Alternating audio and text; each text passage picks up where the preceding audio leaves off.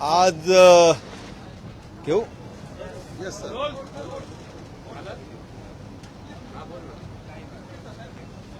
आज तारांकित प्रश्नाच्या माध्यमाने राज्यामध्ये बेपत्ता होणाऱ्या महिलांच्या संदर्भातला प्रश्न मी सभागृहाच्या माध्यमाने पुढे घेतला आणि याच्यामध्ये राज्यात बेपत्ता होणाऱ्या महिलांच्या संख्येच्या याच्यामध्ये निश्चितपणे या संदर्भात कारवाई ही राज्य शासनाकडून होत असताना जेवढ्या बेपत्ता महिला झालेल्या आहेत त्याच्यामध्ये शोध मोहिमेमध्ये जे 2024-25च्या अनुषंगाने या 2024 मध्ये ज्या अल्पवयीन मुली या शोधल्या गेल्या होत्या त्या 8,475 होत्या आणि 2025 मध्ये ती संख्या वाढून 10,295 म्हणजे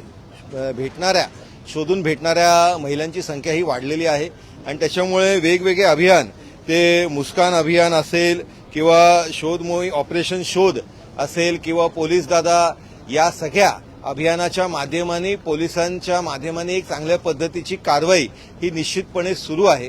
जर ह्युमन ट्रॅफिकिंग होत असेल जर लहान मुलांची ट्रॅफिकिंग होत असेल तर या संदर्भातली हेल्पलाईन ही राज्य शासनाकडनं 103 नंबर 191 नंबर आणि 112 नंबर या माध्यमाने लोकांना एक हेल्पलाईन पण उपलब्ध करून दिलेली आहे आणि त्याच्यामुळे शासनाची अतिशय एक करडी नजर या सगळ्या गोष्टींवरती आहे।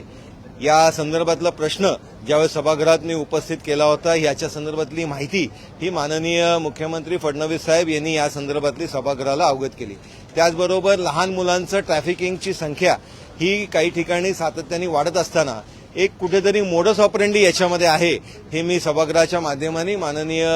मुख्यमंत्री साहेबांच्या निदर्शनास आणून दिलं की लहान मुलांना नवजात बालकांना त्या हॉस्पिटलमधनं त्यांना किडनॅप केलं जातं किंवा त्यांना पळून नेलं जातं आणि त्याच्यामध्ये मुंबऱ्यामध्ये जी केस झाली होती त्याच्यामध्ये त्या मुलाला एका बाईनी पळून नेलं आणि मी माझ्या बहिणीसाठी नेलं बहिणीला मुलगा होत नाही म्हणून नेलं। तिथे मुंब्रा पोलीस स्टेशनचे जे पीएसओ आहेत अजिंक्य आणि आमचे ठाणे कमिशनर आशुतोष डुमरे यांच्या एक पूर्ण अशी सगळी टीम होती यांच्या माध्यमाने ह्याच्या शोधीचा या संदर्भातली शोध लागले तो बाळ सापडला गेला। पण याच्यामध्ये मुख्य गोष्ट ही आहे की फक्त ही एवढ्यावरची गोष्ट नाही कुठेतरी कायद्याच्या जे सेक्शन्स आहेत त्यांचा आधार घेऊन पळवाटही केली जाते आणि त्याच्यामध्ये कोणालाही कायद्याचा आधार घेऊन पळवाट काढता कामा नये। ह्युमन ट्रॅफिकिंगचा कायदा अजून कठोर व्हावा याची मागणी आम्ही राज्य शासनाकडे केली आणि त्या संदर्भातली योग्य कारवाई हे राज्य शासन करेल असं सन्माननीय मुख्यमंत्री महोदय यांनी सभागृहाला आश्वासित केलेलं आहे। परत या नाही याच्यामध्ये अनेक गोष्टी आहेत काही ठिकाणी घरगुती भांडणांचा विषय असेल काही ठिकाणी वैयक्तिक कारणं असतील काही ठिकाणी किडनॅपिंगच्या गोष्टी आहेत। या सगळ्या गोष्टींच्या अनुषंगाने पूर्ण वेगवेगळ्या अँगलनी आम्ही त्यांना विनंती केली होती की फक्त एकच दृष्टिकोन न ठेवता याच्यामध्ये व्यक्ती हरवलेला आहे तो व्यक्ती भेटणं महिला असेल पुरुष असेल लहान मुलं असेल नवजात बालक असेल या संदर्भातलं एकत्रित असं उत्तर सभागृहाला देण्यात आलेलं आहे। सर पण सातत्याने विरोधक सरकारवरती आरोप करत होते की राज्यामध्ये कुठेतरी मुली असतील किंवा महिला असतील त्यांच्या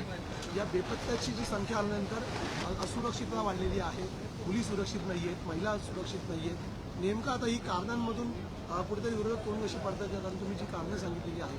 भांडणामधून निघून गेलेले असतील किंवा इतर कारणं असतील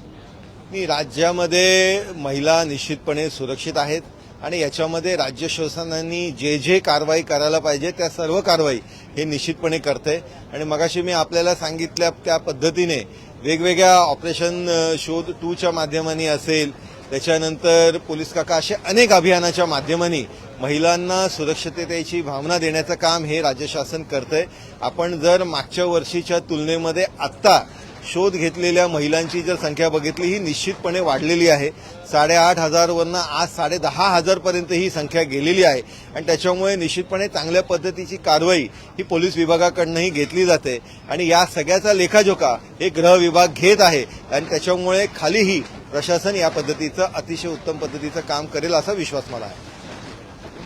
थँक्यू।